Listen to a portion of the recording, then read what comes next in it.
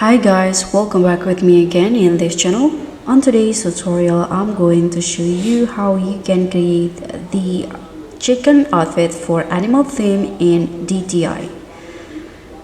So in this tutorial, I'll show you how you can win the runway and serve some feather fierceness to slay the animal theme using the iconic chicken outfit trick. So what you need to do here is use white skin tone first, and then you can just go find the hot dog costume, put it on, and make the color white for the second and the first one, like this, and leave the yellow part. And next you can just wear the cupcake costume, so put it on and paint it all white for all of the colors.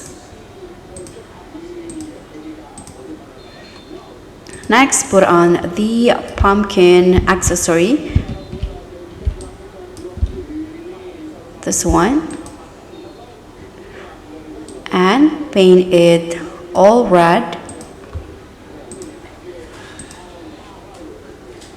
and toggle it on head like this. And next you can just put on this hat right here, this one, and put the color red for the first one and the rest of it white, like this.